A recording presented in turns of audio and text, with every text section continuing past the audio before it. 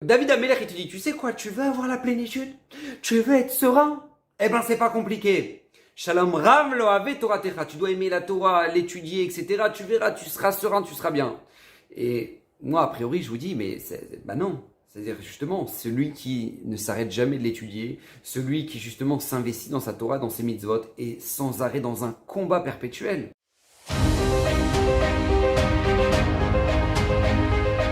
Alors, Bezrat Hashem, les Rashim Shon de cette semaine est dédié pour l'élévation de l'âme de Stéphane Yair Masoud Ben Avraham.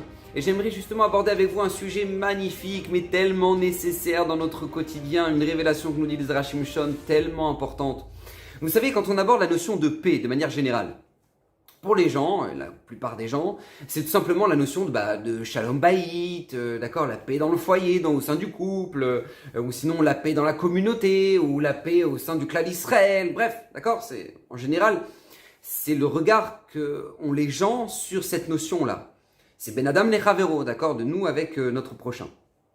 Or, nous dit le Zerachim Shon, la paix prioritaire dans notre vie, c'est la paix qu'une personne doit avoir avec elle-même. Ce qu'on appelle la sérénité, la plénitude, la paix avec soi-même. D'accord? Ça, c'est la première paix sur laquelle maintenant une personne doit s'investir au maximum, nous dit les Rashim Shon. Parce que vous savez très bien que la plupart des gens qui vont être source d'embrouille dans leur couple, dans leur communauté ou dans le clan d'Israël sont bien souvent des gens qui ne sont pas bien avec eux-mêmes. Ils savent pas ce qu'ils veulent, ou ils sont déçus d'eux-mêmes, donc ils projettent ça sur les autres, et par conséquent, ça crée des marloktot, des embrouilles, des divergences, etc., etc. Mais une personne qui est bien dans sa peau, une personne qui vit sereine, cette personne-là est heureuse. Et ça se projette sur les autres. Elle ramène du bien-être autour de elle. Alors on dit Zerachim Shon, comment acquérir justement cette paix intérieure? Alors pour ça, il nous ramène un verset extraordinaire. Un verset qui est dans Tehillim. Shalom Rav lo ave Torah techa ven la mumirshol. Je traduis. Une paix extraordinaire, grandiose, se trouve chez ceux qui aiment ta Torah, ven la mumirshol. Et il n'y aura pas de cause de chute pour eux. Alors de quoi on parle? Nous dit les Zerachim Shon, vous savez, et ça on l'avait déjà dit plusieurs fois, c'est que notre ennemi numéro 1 qui cherche à nous sniper toute la journée, c'est ni plus ni moins que notre Yetzerara, notre Satan, d'accord, qui s'arrête jamais.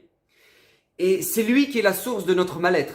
C'est lui qui est la source de la déception qu'on peut avoir de nous-mêmes. C'est lui qui est la source du fait qu'on finisse jamais nos projets. C'est lui qui est la source de notre colère. C'est lui qui est la source des marloquettes qu'on peut avoir avec les autres, etc., etc. Et lui, ce Satan-là, le seul moyen qu'on a pour pouvoir le combattre, c'est ça. Vous voyez ça? Notre Torah Kdosha. On a déjà dit plusieurs fois, d'ailleurs dans Zerachim Shon, nous dit la Gemara dans Kiddushin, Barati Yetzerara, Barati lo Torah Tavlin. Il n'y a pas d'autre solution. J'ai créé l'Yetzerara, le seul antidote, c'est notre Torah Kdosha. Le seul antidote, c'est notre Torah Kdosha. Et c'est un combat. C'est un combat. Alors demande Zerachim Shon, et c'est justement ça toute la raison de cette vidéo, c'est qu'a priori ça paraît paradoxal. Parce que David Ameller, il te dit, tu sais quoi, tu veux avoir la plénitude? Tu veux être serein? Eh ben c'est pas compliqué. Shalom Rav lo ave Torah techa. Tu dois aimer la Torah, l'étudier, etc. Tu verras, tu seras serein, tu seras bien. Et moi, a priori, je vous dis, mais bah non. C'est-à-dire, justement, celui qui ne s'arrête jamais de l'étudier, celui qui, justement, s'investit dans sa Torah, dans ses mitzvot, est sans arrêt dans un combat perpétuel. Que ce soit au niveau de la cache-route, que ce soit au niveau de ce qu'il regarde dans la rue, que ce soit au niveau de ce qu'il entend comme la shonara, que ce soit au niveau de son temps d'étude. C'est un combat. Est-ce que j'ai étudié suffisamment? Est-ce que maintenant c'est bien ce que j'étudie? Est-ce que maintenant ça c'est cachère? Est-ce que c'est une... Ah non, faut que je demande. Est-ce que j'ai le droit d'aller dans un endroit comme ça où je vais voir des choses qu'il faut pas, etc. C'est un combat perpétuel. Donc a priori, c'est loin d'être une personne qui est sereine et qui est en pleine plénitude. Bah non, parce que sans arrêt, ils sont en train de se demander, mais est-ce que c'est ce qu'il faut que je fasse? C'est pas ça, c'est ça et ça. Et si jamais je me retrouve dans une situation comme ça, il faut que je parte, ta. Donc c'est un combat perpétuel. Donc comment dire que non, c'est Shalom Rav lo ave Torah techa, c'est la tranquillité, le bien-être. Comment comprendre ça? Et en fait, nous dit les Zerachim Shon, c'est très simple. Vous savez, je vous donne un exemple très simple pour comprendre, c'est à l'image du sportif. Vous savez, paradoxalement, ce sont les sportifs qui ont le plus d'énergie. Et dans la logique, ça devrait pas être comme ça normalement. Ça devrait être plutôt ceux qui ne font rien qui ont plein d'énergie, parce que justement, ils en dépensent jamais. Donc le sportif qui lui en dépense, qui court, etc., lui devrait être à plat, il devrait plus du tout avoir d'énergie, et celui qui est devant Netflix en train de rien faire, ben lui, il devrait en avoir plein parce qu'il en dépense jamais. Et paradoxalement, c'est exactement l'inverse. Celui qui est devant Netflix, il finit sa journée et dit « Oh là, je sais pas, je suis pas bien aujourd'hui. J'ai l'impression que cette journée, elle a servi à rien. Et puis voilà, je suis pas bien. Voilà, je sais pas pourquoi, mais je suis pas bien. J'ai pas d'énergie. » Et celui qui est sportif, il rentre de son sport, il fait sa douche et il est là, ah, ça va, je me sens bien là, j'ai une bonne journée à Bezrat Hashem. Mais comment c'est possible? La réponse, c'est que c'est une leçon extraordinaire qu'Hachem nous a donnée à travers la création de notre corps. C'est que c'est justement en utilisant ton énergie que tu deviens une centrale énergétique. C'est comme ça que ça marche.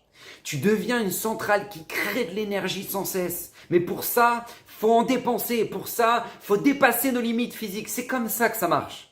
Et ben, c'est exactement la même chose dans le combat contre le Yetzer. C'est justement en étant en combat contre notre Yetzer Hara qu'on acquiert cette sérénité.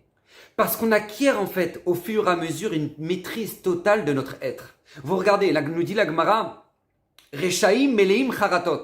Les impies sont remplis de regrets dans leur vie. Vous avez pas remarqué ça? Ils sont remplis de regrets. Ah, pourquoi j'ai fait ça? J'aurais pas dû le faire. Et j'aurais dû lui demander pardon quand il était encore vivant. Et j'aurais dû faire ça. Et j'aurais dû passer plus de temps avec mes enfants. Et j'aurais dû étudier à leur âge. J'aurais dû partir à la yeshiva. Tu regardes les gens, Rechaim, qui font plein de bêtises, ils sont remplis de regrets. Parce qu'en fait, qu'est-ce qui se passe? Au moment où il fallait agir, ils n'étaient pas là. Parce qu'au moment où il fallait agir, ils ont laissé leur paresse agir, ils ont laissé leur Yetzer Hara, ils ont laissé leur tentation. Donc en fait, ils n'étaient pas là. Donc ils ne pourront jamais avoir une sérénité dans leur vie parce qu'en fait, ils ne vivent pas la vie qu'ils auraient voulu vivre. Parce qu'au moment où maintenant il fallait agir, ils n'étaient pas là. Ils n'étaient pas là. Et c'est ça que nous dit Shlomo Ameler. Shalom Rav lo ave Toratecha, ceux qui aiment ta Torah et qui ont de comment se battre contre le Yetzer, eux, ils ont une paix intérieure incroyable. Ven lano mirchol. Et eux, ils n'ont pas de chute dans leur vie. Ils n'ont pas de regret parce qu'ils disent, bah, au Hachem, j'étais là au bon moment. Et ils ont réagi comme il fallait. Et ils ne se sont pas énervés au moment où il fallait pas s'énerver. Et puis, ils étaient là au bon moment. Ils ont passé le temps avec leurs enfants au moment où il fallait le passer. Et puis, ils étaient là en train d'étudier au moment où il fallait étudier. Et ils ont une sérénité incroyable. Vous savez, pour vous donner un exemple, c'est un exemple extrême, hein, mais c'était le Admon Mitzans Klausenburg, un homme qui a marqué l'histoire parce que, bon, il était dans les camps, il était dans la Shoah. Et lui, quand il arrive à Auschwitz, là où il a perdu sa femme, ses 11 enfants, et que c'est bon, tous les gens qui l'entouraient, ils étaient complètement perdus, tristes, brisés. C'était horrible comme situation. Et là, l'amour de Tzantz leur a dit, sachez que nous sommes libres. Et ces nazis-là, eux sont prisonniers. Et là, les Razim, ils n'ont pas compris. Ils se disent, Rav, comment on pouvait dire une chose pareille? C'est quoi?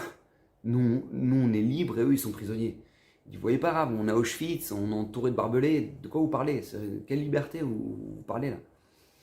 Et l'amour de Tzantz leur a dit, nous sommes libres.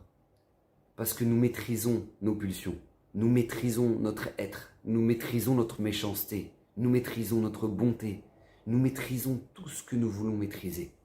Alors que eux sont prisonniers, parce qu'ils sont prisonniers de leur colère, ils sont prisonniers de leur haine, ils sont prisonniers de leur antisémitisme. Donc nous sommes libres, et eux sont prisonniers. Et pourquoi je vous ramène cette histoire-là? Parce qu'elle est tellement importante, parce qu'en réalité, c'est la réalité de la vie.